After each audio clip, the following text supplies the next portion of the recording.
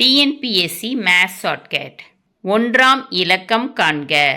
இங்கே கொடுத்துருக்க கணக்கை சால்வ் பண்ணி கிடைக்கிற ஆன்சருக்கு ஒன்றாம் இலக்கத்தை கண்டுபிடிக்கணும். சரியா?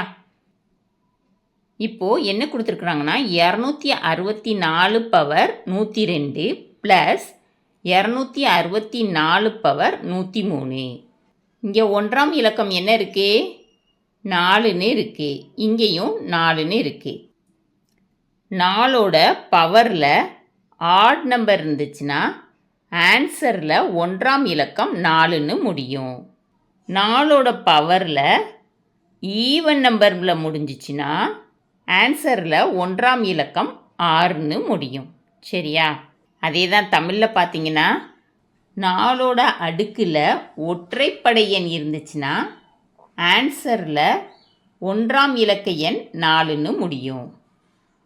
4ஓட அடுக்கில் இரட்டைப்படை எண் இருந்துச்சுன்னா ஆன்சரில் ஒன்றாம் இலக்கம் 6ன்னு முடியும்.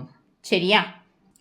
இப்போது இங்கே 4ஓட பவரில் இரட்டைப்படை எண் இருக்குது. அப்போ ஆன்சரில் ஒன்றாம் இலக்கம் எப்படி முடியும்? 6ன்னு முடியும். இங்கே 4ஓட பவரில் ஒற்றைப்படை எண் இருக்குது. அப்போ ஆன்சரில் ஒன்றாம் இலக்க எண் 4ன்னு முடியும். சரியா? அப்போ இதை ரெண்டையும் கூட்டினோம்னா நமக்கு 10 கிடைக்கிது. சரியா?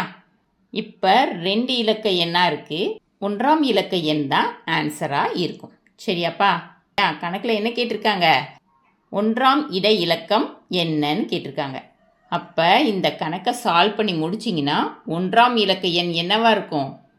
0வாக இருக்கும். சரியா? இந்த வீடியோ பிடிச்சிச்சின்னா லைக் பண்ணுங்கள், ஷேர் பண்ணுங்கள், சப்ஸ்கிரைப் பண்ணுங்கள். Thank you students.